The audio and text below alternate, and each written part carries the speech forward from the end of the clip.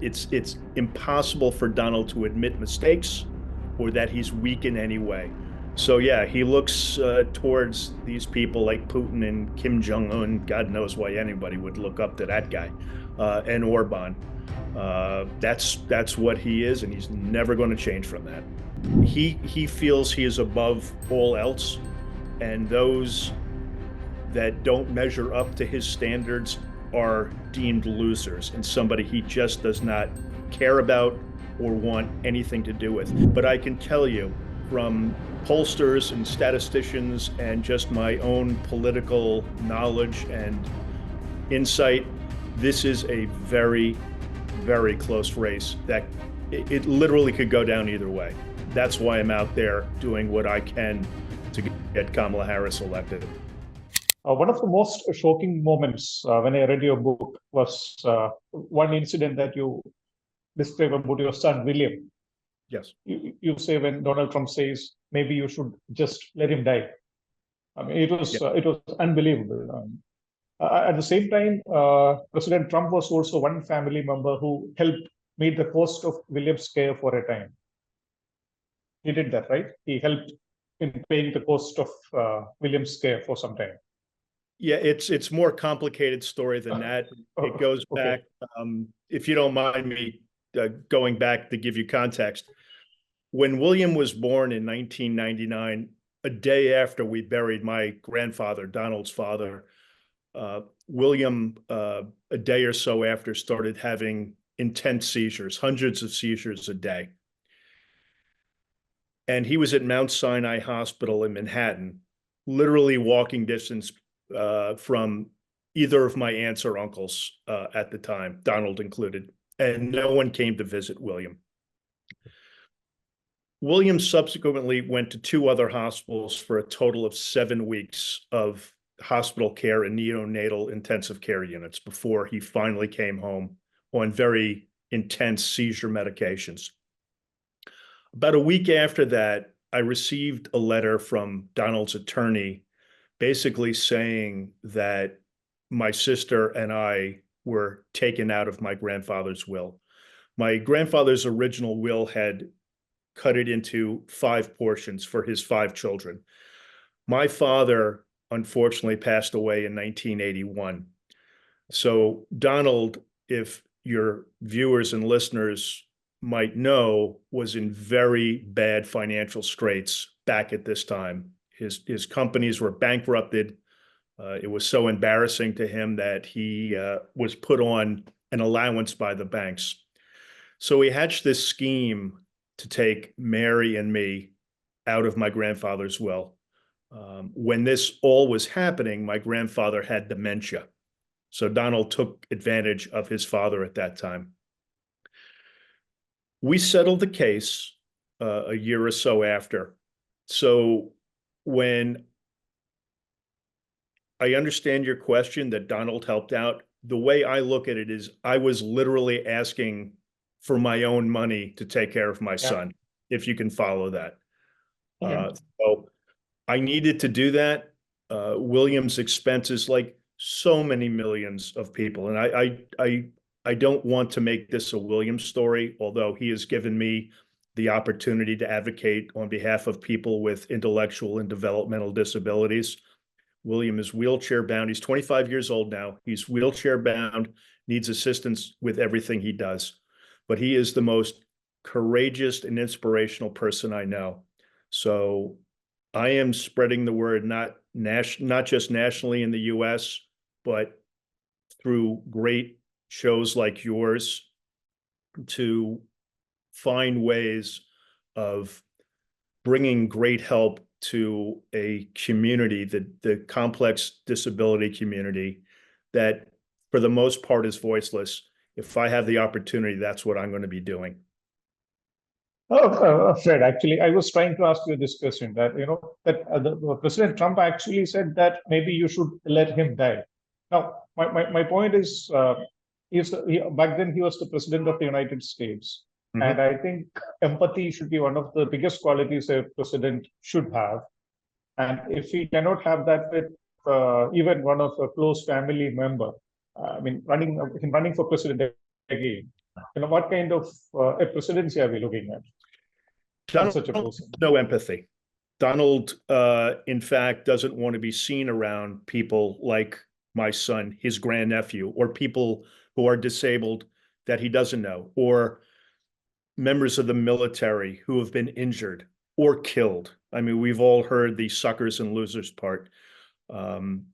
It's just he feels he is above all else, and those that don't measure up to his standards are deemed losers and somebody he just does not care about or want anything to do with. And I could say, as I have, when he became president, wouldn't it have been great if he just said, hey, pal, I know what you're going through. I know how you're advocating on behalf of people. Let's do what we have. I literally had to try to force this on him. I don't get it. And that is why I am supporting, voting for, and will campaign on Kamala Harris's behalf, because I've already been on several Zoom calls with a group, Disabled Americans for Harris. And I know that this is an important issue for her. For Donald and his Republican Party, or whatever it's morphed into, if you look at Project 2025, the disabled community, the minority community, will be pushed aside for others. So again, you can say the first Black woman president, the first woman of Indian heritage. That's great. And it does happen to drive him absolutely nuts that's who he's running against. But she is terrific. I have a very close friend who's just great friends with her, and I understand the enthusiasm behind Kamala Harris and why I am supporting her. This is one of the craziest election seasons ever in the history of the United States. You have a sitting president dropping out, getting replaced by a vice president. And while I agree with your assessment of Kamala Harris, the fact of the matter is that she did not win even a single state or a primary. I mean, it's a technicality, but still. Then you had these two assassination attempts. Then Right. you had two widely varying kind of debates, one in which Trump actually crushed Biden. Then he himself got crushed in the debate with Harris. And from what we see here in India, the race looks really tight. So what's your assessment? What's your hunch? Oh, it is very tight. And I'm not, I mean, the debate was a complete embarrassment for Donald, but debates don't choose presidents. It was Kamala's opportunity to get to know millions of people, because she literally has not had that great opportunity being a vice president. We all know the jokes about the vice president in America. It's maybe the worst job in the world, but she is coming on strong. But I can tell you, from pollsters and statisticians and just my own political knowledge and insight, this is a very, very close race that it literally could go down either way. So that's why I'm out there doing what I can to get Kamala Harris elected. Just a follow-up to that, we have seen that there are lots of disadvantages facing Donald Trump, his bad debate performance and the way he's campaigning, while Kamala Harris has got a great deal of advantage and a great deal of campaign finance, everything. But still, why is the race still a tight one? I mean, why isn't Harris ahead? I mean, it's a great question. It really is. He has a base that is going nowhere. I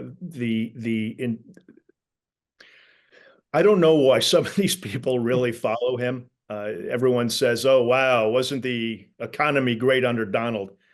He has this incredible ability to make people forget. People forget on his side what the fourth year of Donald's term was, when tens of thousands, hundreds of thousands of people were literally dying because of his negligence due to COVID.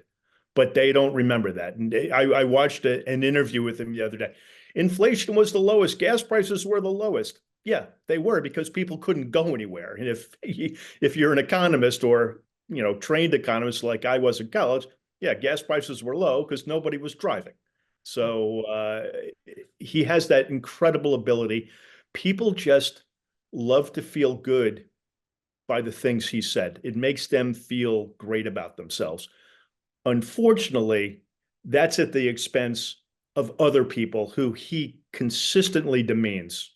I mean, he calls Kamala Harris stupid. I don't think there's anybody that could possibly say that about Kamala Harris, but that's the way he operates, and people just buy into it. I don't get it. They're not going anywhere. So the Harris campaign needs to pick off the margins, the independents. That's where it's all about right now. Okay.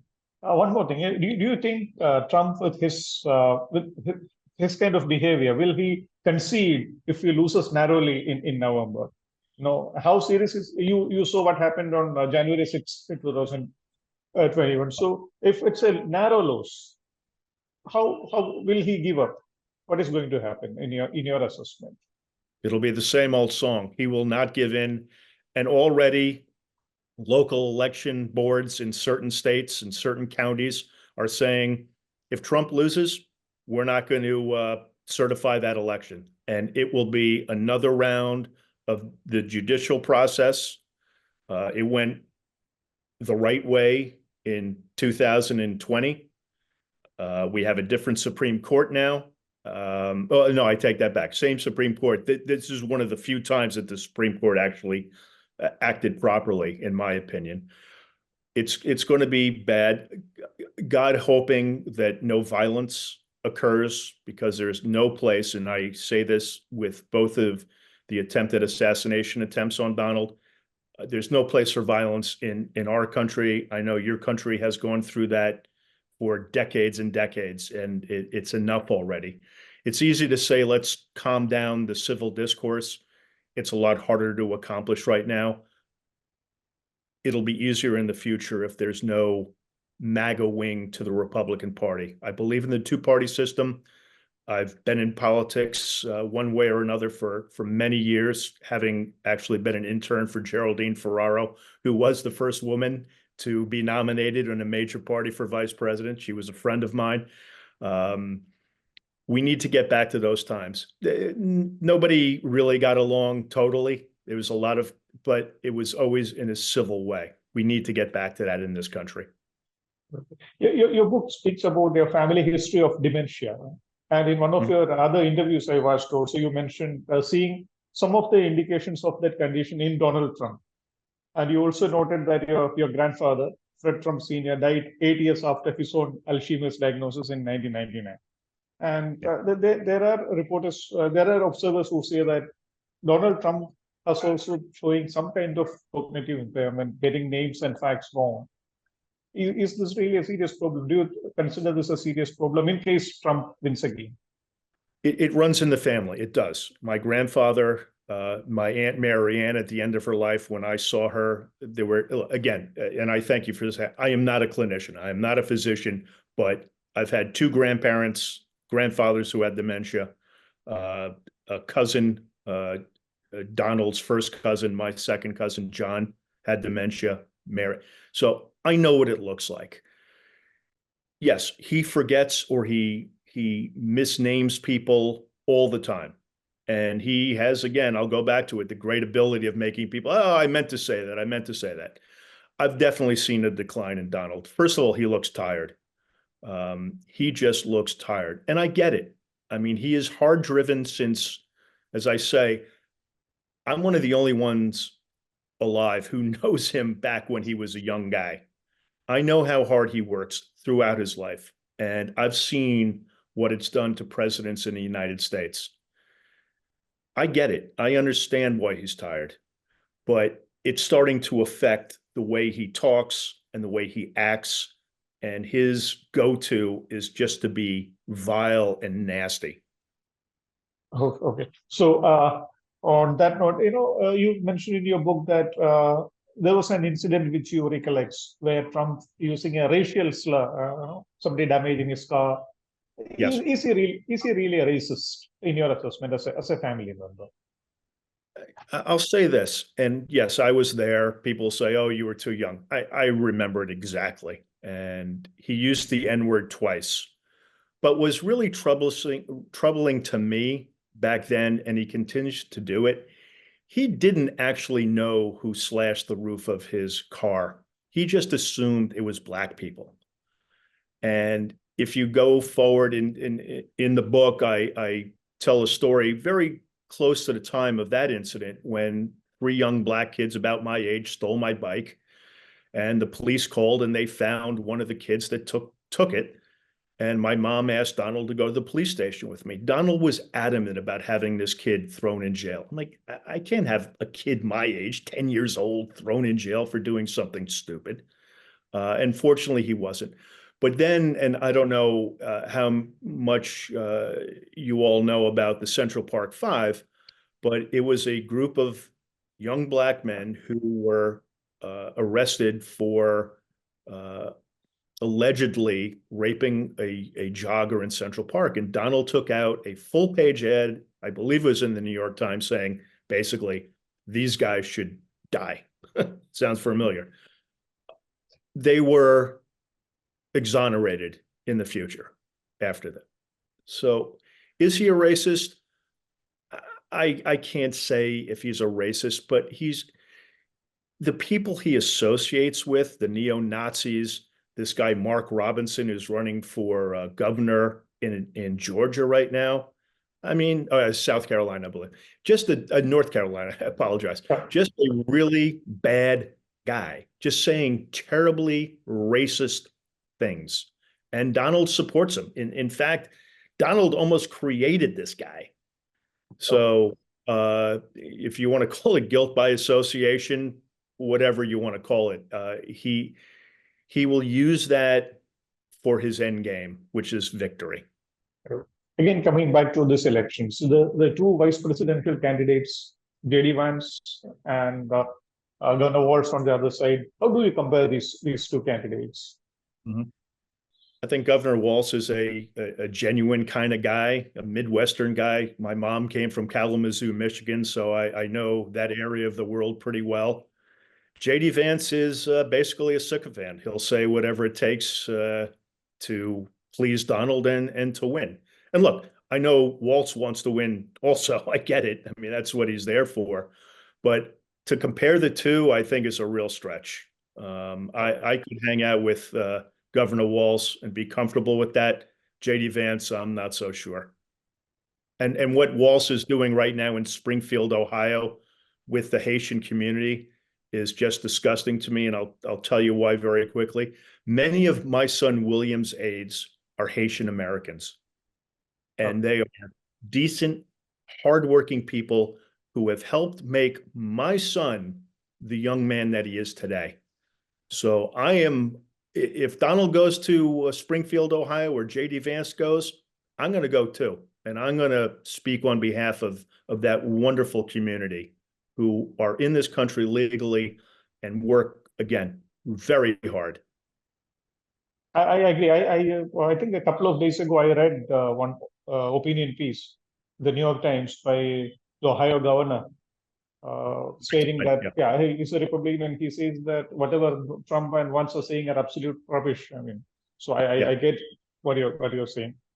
And Vance's wife, Vance's wife is Indian American, and he, throws her under the bus. Yes. I mean, how gross is that? I don't get it. Be a man and support your wife. Yes, I agree. How do you look at the future of the Republican Party? I mean, it looks completely different from the party which I knew about. When I was a student. It looks completely different. Where are we going with the party? Those who know me know that I'm, besides a political junkie and a disability advocate, I'm a huge fan of The Godfather. And there's a great scene when Clemenza says to Michael Corleone, you need a war every 5 years, every 10 years. I don't want a war, but I think the Republican Party has to wash itself of this very venal wing that has formed over the past 8 years. I said before, I believe in the two-party system. It's better when there's some civility between the two. I get it. They don't always agree, and that's fine. That's good. That's what this country was built on. But I hate MAGA because MAGA insinuates this country isn't great. This country is a great country. We have our faults. There's no doubt about it. But that's why a potential future president, Kamala Harris, will help work on those, as did Joe Biden, who deserves incredible, incredible kudos for the work he did in a short amount of time. Yeah, I was going to ask you about President Biden as well. How would you assess his record of 4 years, President Biden's record? The one thing the only negative thing I will say, and I hate to put it this way, but I understand the context where Biden was coming in through the turmoil of those months after the election. I think he gave a pass to the Republican Party and to Donald. He didn't explain why the economy was in such bad shape, and he's taken the hit for it. And again, going back to my economics training, yeah, inflation had been or has been way too high. But the reason was the world shut down, and the Biden administration did not explain that well enough. It's coming down. It's going to continue to come down. But he needed to heal this country. It's sort of going back to what Gerald Ford said after Watergate. The great national nightmare is over. It's time to start healing. And Biden did that. But there is a political side. I believe in policy over politics all the time, but there is a political side. And I think Biden just sort of underestimated that he needed to take on the bad past of the MAGA crew. Yeah, you mentioned economy. What about immigration? Why the entire immigration policy kind of collapsed during the 4 years of the Democratic administration? Yeah, I mean, I think it's a lot of it is messaging. I mean, think of how many jobs Biden has created. I get it. Again, inflation affects pretty much everybody, but there were 10 million people that lost their jobs during COVID. They have been rehired and much more. The feeling in the country, I get it. A lot of people feel uneasy about the economy, but it really is technically in good shape. It's just people aren't feeling it. And I'm hoping that Kamala Harris will be able to give that sense of positivity to what is happening and what will continue to happen under her administration. Back to Donald once again. Why is he so fascinated by dictators and strongmen? Putin, Xi Jinping, Kim Jong-un. During the debate, he gave the example of Viktor Orban as one of the persons who admire him. What is this fixation? As a family member, how do you look at it? I don't want to play armchair psychologist, but he's always wanted to be the tough guy. And I've told a story where I don't know if he's ever been in a fight in his life. He's been coddled his entire life. So I don't know if he knows what it is. As we both grew up in Queens, New York, which is kind of a rough and tumble, maybe the most diverse place on the planet. Believe me, I got into my fair share of scrapes in the day. I don't think Donald ever did. So he does look up. My grandfather, his father was a very tough guy, very driven guy. And Donald has always had that in him. It's impossible for Donald to admit mistakes or that he's weak in any way. So yeah, he looks towards these people like Putin and Kim Jong-un. God knows why anybody would look up to that guy, and Orban. That's what he is, and he's never going to change from that. Okay. If I ask you to give me, say, three good things, three positive things about Donald Trump, what would those things be? He taught me how to play golf. He can be charming. There's no doubt about it. And I think I think he genuinely loves his family, maybe not my branch of the family. And I hate to say that, but my wife, my kids, and I are we're not included in the Trump family. And that's okay. My wife is great. My 3 kids are great. We're low key. We don't need the nonsense, but I do believe he loves his family. So I'll give him that. Okay, but I remember reading a book that you got the front row seats for the inauguration. You were treated very well. So that kind of a bond still exists between you and Donald Trump, I assume. You know, we went through a very contentious lawsuit in 2000, and he came back to me, and we buried the hatchet back then. I don't know if he'll be able to do the same. I have my advocacy work. If he becomes president, it would be hypocritical of me not to reach out to him, and maybe he changes his tune this time. That's what it's all about for me. Okay, so one last question probably. You say in the book that Trump made his final decision to run for president at the 2011 White House Correspondents' Dinner when Obama mocked him for spreading conspiracy theories. And you say one look at Trump's face and you say you knew that he was already calculating how to get back at him. So do you think Obama and the rest of the Democrats regret that one moment? I I'm certainly not going to put myself into Barack Obama's head, but my guess is it felt good for him to do that. But as I think my quote in the book is he woke up the sleeping giant. And I knew, and I turned to my wife. I'm in the room right now where I turned to my wife and it said, uh-oh, that's that. And it's exactly what happened. What's interesting also, people may not know this, that was the night that Obama, when he left that dinner, went back to the Situation Room, and was the night that Osama bin Laden was taken out. That was the same night. So Obama not only, did that to Donald, but he went back to do more serious things, which was taking down Osama bin Laden. Kind of crazy. Okay. Let me thank you, Fred. Thank you so much for taking out the time and speaking to the week.